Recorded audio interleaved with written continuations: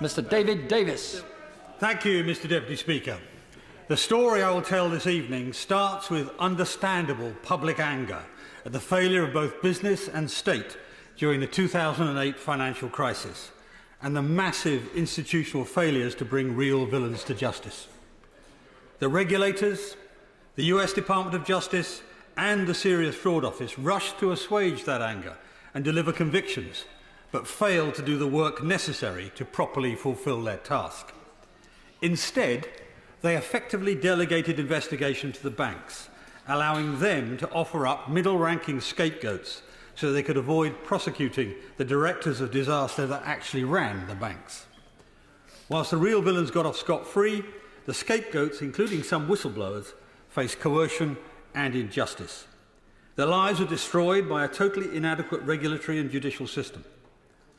In British courts, critical evidence was concealed.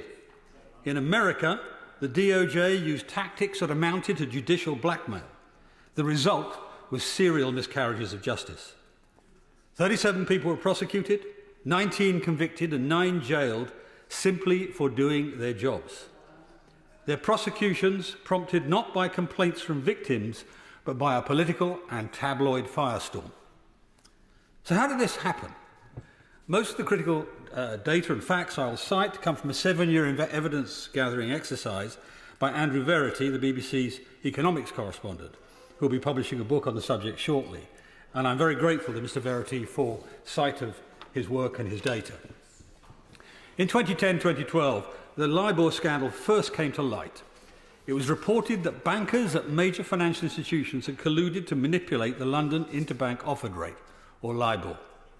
Many leading banks were implicated, including Deutsche Bank, Barclays, Citigroup, JP Morgan, Chase, and the Royal Bank of Scotland. Libor is an index designed to measure the interest rate at which major banks are lending money to each other, covering 10 currencies and over several different terms. It's calculated daily using estimates submitted by major banks of the rate at which they could borrow money at approximately 11 a.m. Libor was used worldwide as a reference for financial instruments, including commercial loans, mortgages, and student loans.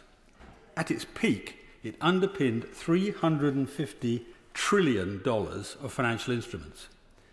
Now its reputation is shot, and it will be replaced next month by secured overnight financing rate, which is calculated instead by the Federal Reserve, notably not in London anymore. After the credit crunch, there were persistent rumours that banks submitting estimates were below available market rates, known as lowballing, that's the nickname for it. And there's no doubt this was happening. In late October 2008, not long after the Lehman Brothers collapse, Chase New York had been pressured by the Fed to offer loans at a time when no banks wanted to. The actual rate it offered was 4.68%. But on that day, its dollar Libor submission was 3.25%. This was an enormous difference of 143 basis points. A basis point is 1/100 of 1%. But 3.25% was typical of the Libor submissions that day. Now, 1.43 percentage points, 143 basis points, may seem tiny, but for a bank loan of 100 million, such a difference means nearly £1.5 million less in interest. A serious market distortion, undoubtedly harmful, particularly to small banks. Many knew it was happening, but few could, at least publicly, say why. Then in early 2010, Gary Gensler, the head of the US Commodity Futures Trading Commission, CFTC, was played a recording of a conversation between 2 London employees of Barclays Bank, Peter Johnson and his boss, Mark Dearlove. Johnson was responsible for Barclays' dollar Libor submissions. The conversation Gensler was hearing followed several others in which Johnson, known as PJ, complained that other bank submissions were way below the conceivable market rate.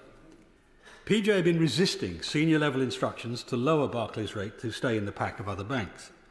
Indeed, his honest submissions, sometimes embarrassed Barclays by making others think they were paying unusually high rates.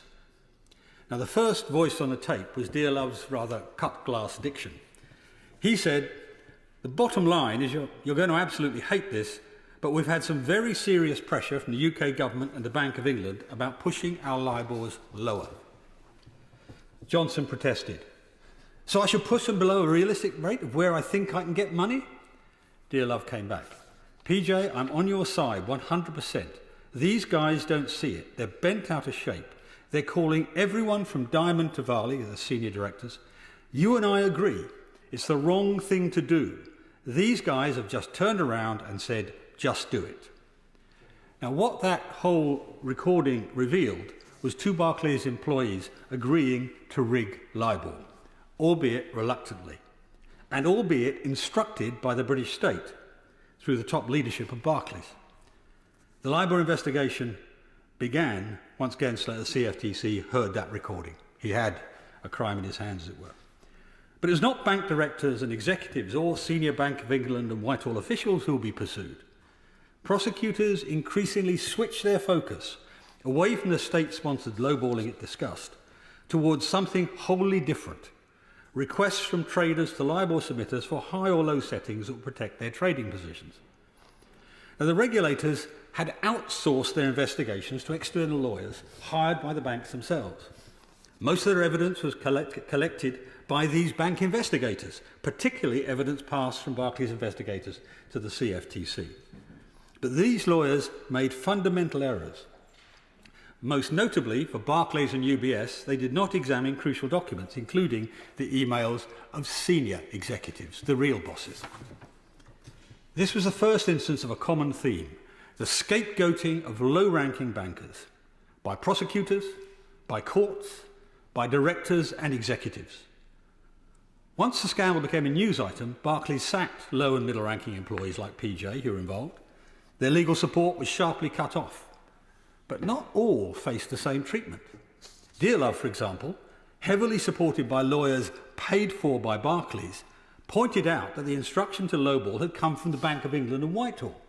His case was immediately dropped, like a dangerous hot potato, which it was. People at the top were attempting to shift the focus from lowballing to those skewing the rate to protect trading positions. But while submissions only changed by 1 or 2 basis points, that's 1 or 2 percentage of a percentage point, 1/200 of a percentage point, in response to trader requests, lowballing, state-sponsored lowballing, often meant understating Libor by 50 or 100 or 150 basis points, comparatively enormous. This reflected a difference between the two practices that many fail to understand. Lowballing involved setting unambiguously and hugely inaccurate rates, but the so-called skewing only involved accommodating trader interests by selecting high or low rates from a tiny range of interest rate banks were actually offering. Prosecutors mistakenly persuaded themselves there was only one accurate Libor rate each day from which submitters should never deviate. But no such single rate existed. Banks could borrow at a small range of different rates, any of which could be described as accurate. With no rules about selecting from that range, submitters quite reasonably chose the accurate rates that helped their bank's trading positions. This was not considered improper at the time, either by the submitters and the traders, or by the regulators and the central banks. It was normal trading practice that the system, the Libor system, was designed to accommodate. Yet British courts later prosecuted low-ranking traders based on a sweeping ruling at the Court of Appeal that no commercial interest could ever be considered in Libor setting. The actions of these traders were then retrospectively declared illegal. Lives were destroyed because of this total misunderstanding of how Libor and business worked. And the ruling has been thoroughly and unambiguously contradicted by a ruling in the US appeal courts last year. Indeed, the SFO initially struggled to find any plausible legal basis on which to prosecute. The submitters could not be prosecuted under laws like the Fraud Act. That required victims and false statements like inaccurate Libors and potential gains to the perpetrators. None of these existed, at least not for the trader requests. The SFO instead chose the vaguer common law offence of conspiracy to defraud. That required proving only two things: that there was, quotes, dishonesty, close quotes, and that an agreement had occurred. Yet the lowballing order by bank executives seemed to meet all of the requirements under the Fraud Act, as well as of conspiracy to defraud. It seemed a clear instance of commercial influence over Libor submissions of far larger in scale. But the SFO preferred bending the law to prosecute low-ranking employees rather than pursuing top-level executives. It had access to all the material that Mr. Verity has obtained, which points to the top, but they did not pursue it. For years, it failed even to interview the key executives. Of course, many traders initially admitted wrongdoing to prosecutors, admissions that later hurt them at trial. One of them, Tom Hayes, for instance, initially admitted dishonesty to the SFO. But this is actually no real indictment on his cause. A shadow hung over all of these proceedings that motivated many who cooperated: the prospect of extradition to the United States. If they were extradited, acquittal was near impossible. More than 90% of prosecutions in the US end in a plea bargain. Most of the rest are found guilty. This is because in the US, white-collar criminals who pleaded not guilty were threatened to up to 30 years in jail without early release or any other arrangements, alongside violent criminals and drug lords in unpleasant conditions. A plea bargain that guarantees a reduced sentence to a couple of years in open prison is irresistible by comparison. It was a form of judicial blackmail that forced defendants into admitting to things they had not done. British defendants like Tom Hayes wanted to avoid this at all costs, and the only way was to be prosecuted in Britain instead, which necessitated telling the SFO one crucial lie. He pled guilty to acting dishonestly. Hayes changed his mind and decided to fight the charge only after realising how much he would need to falsely implicate others, and the sheer absurdity of the charges against him became clear.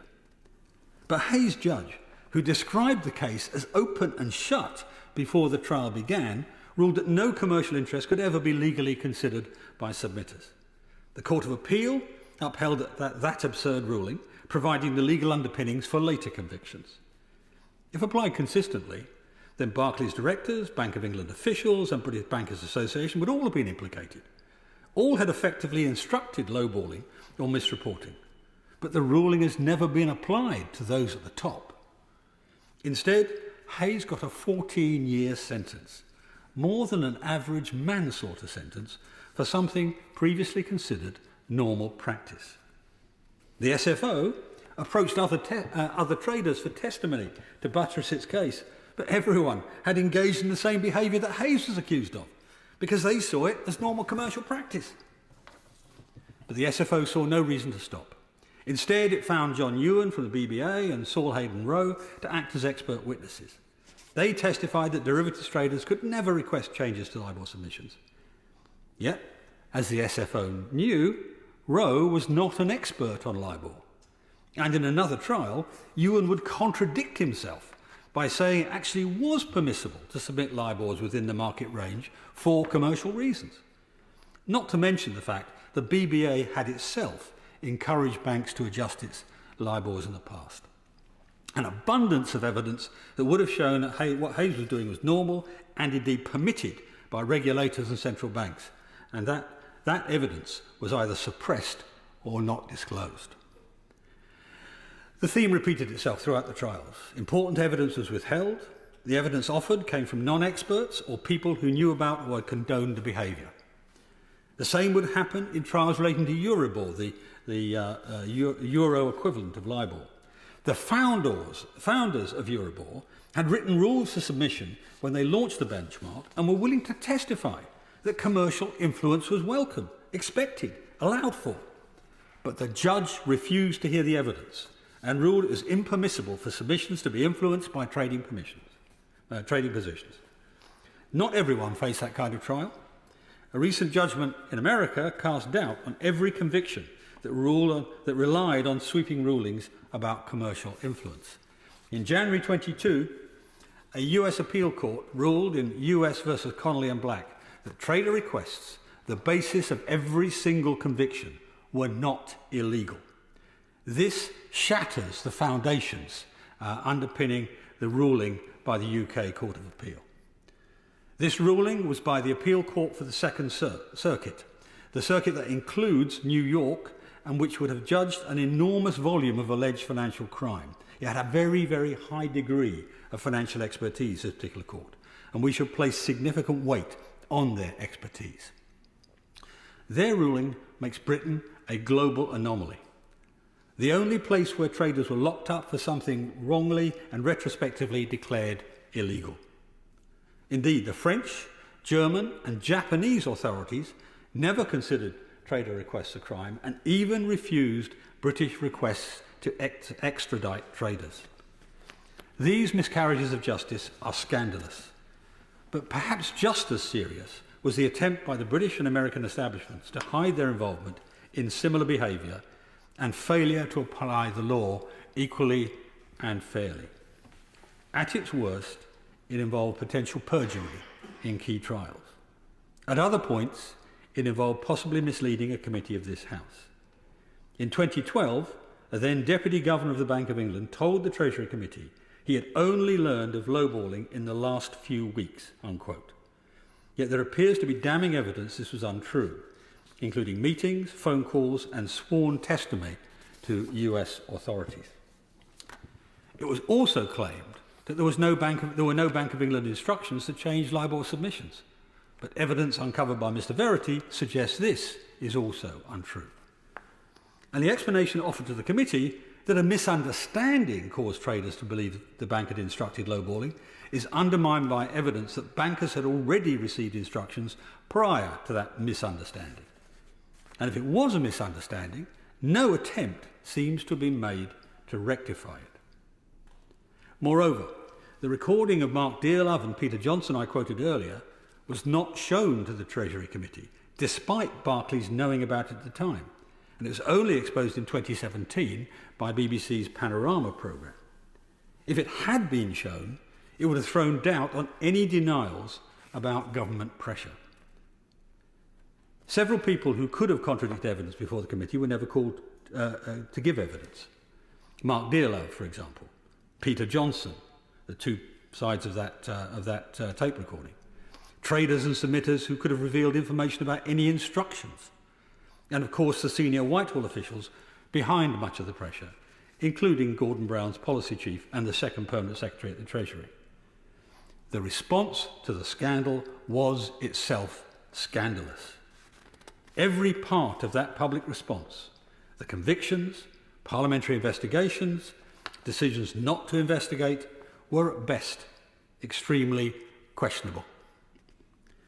I intend to write to the Metropolitan Police, asking them to review the evidence to examine whether any perjury has occurred. I've also already written to the chair of the Treasury Committee and the Speaker to consider whether the House was misled and whether a new inquiry is needed. I'll give way.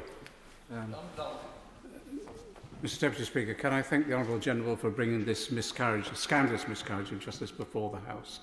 The House will have the opportunity as well of listening to Adam Verity when he comes to the Commons on June the 6th, as well as some of those who were prosecuted. Could I suggest to him that he holds off writing to the Metropolitan Police in particular until we confirm there will be a Select Committee inquiry, because it's quite clear the House was misled from all the evidence that's available to us.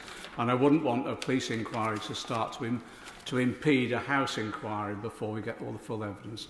But we need the assurance from the Select Committee itself that they will seek Treasury officials, Treasury ministers, Bank of England officials, and all those regulatory bodies that were involved in what is, I think, an egregious miscarriage of justice where people have suffered greatly as a result of what appears to be now quite clearly not just misleading their House, but a conspiracy amongst them as well. Well, this is not the first time the Right Honourable Gentleman and I have worked together on a miscarriage of justice, an injustice, and I will defer to his wisdom on this. I don't think, given it's been a decade, that a 6-month delay or a 3-month delay in writing to the Metropolitan Police would be necessarily a bad thing. I'm happy to wait until the conclusion of any Select Committee hearing and report, if it does do so. And I no doubt will hear from the Select Committee Chairman in the coming weeks.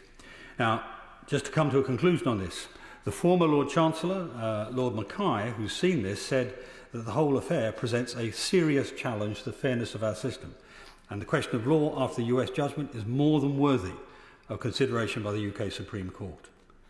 9 people were jailed for Libor rigging. Each one is a potential miscarriage of justice.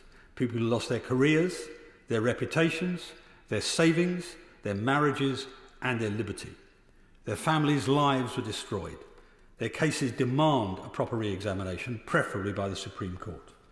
The only other solution is, as the right honourable gentleman said, a fresh look at the entire affair, a fresh parliamentary inquiry with protection of parliamentary privilege, which would help ensure that truth comes out and British justice is finally equally applied to all. Griffith. Thank you, Mr Deputy Speaker. And let me first congratulate the Right Honourable Member for Halton Price and Howden for securing this debate. I recognise the work he's done to raise the profile of issues relating to the Libor scandal, and I'm grateful to the Right Honourable Member for Hayes and Harlington for his intervention. I'd like to begin by saying a few words about Libor more generally. It is, as the Honourable Member said, intended to reflect the rate at which banks lend to each other in wholesale markets. At its height, it was referenced by over £400 trillion worth of financial contracts and was published for 5 major currencies. It's historically been important not only for how our financial system operates, but also for everyday households and businesses. It featured in all sorts of contracts, including mortgages and loans in this country and internationally. In the wake of the 2008 financial crisis and the decline in liquidity in interbank lending, the Financial Stability Board made clear that continued use of major interest rate benchmarks, such as Libor, represented a potentially serious source of systemic risk. This was because the underlying market that these rates were intended to measure was no longer sufficiently active. To make Libor submissions, banks were instead increasingly reliant upon expert judgment, which made Libor vulnerable to manipulation and a source of potential financial stability risk. This began the process, now known as Libor wind-down, where the UK government, along with the regulators, have worked with the market to gradually phase out Libor. This process is almost complete. It has been complex, but to date successful. Turning to the matter of the Libor scandal raised by my right honourable friends, as many here have said, in 2012 it emerged that Libor was being manipulated for financial gain, what became known as the Libor scandal. It was discovered that bankers were falsely inflating or deflating their rates to profit from trades. As a result, investigations into criminal activity began in a number of jurisdictions, including the UK and the US. As well as fines to banks, including Barclays, UBS and Deutsche Bank, the Serious Fraud Office secured 5 convictions for Libor rigging. I agree with my right honourable friend's sentiments that this was a serious matter, and the response of the government at the time reflected this. The government set up the Independent Weekly Review in 2012 and subsequently endorsed all of Mr Weekly's recommendations. It introduced legislation through the Financial Services Act 2012 to bring Libor under the regulatory jurisdiction of the FCA, where it has remained. It also made manipulating benchmarks such as Libor a criminal offence. As I've mentioned, the investigations and subsequent prosecutions relating to the scandal were led by the independent Serious Fraud Office. I note that my right honourable friend says he's going to write, I think, to the Metropolitan Police and has written to the Treasury Select Committee.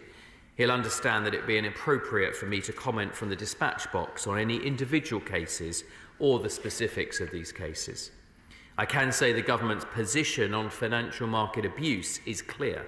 It undermines the integrity of public markets, reduces public confidence in them, and impairs their effectiveness. Finally, I'll speak to the point that my right honourable friend has raised, that during the financial crisis, state authorities were involved in the rigging of the Libor rate, lowballing, as the honourable gentleman talked about it, and that the Treasury Select Committee was misled. He'll be aware of the evidence provided to the original Treasury Select Committee inquiry by former Deputy Governor of the Bank of England, Paul Tucker, and the conclusions reached by the Treasury Select Committee in paragraph 107 of their report. Mr Deputy Speaker, select committees of this House perform a vital role in holding ministers and others to account, and it is important that in order to fulfil this role, these committees receive accurate evidence.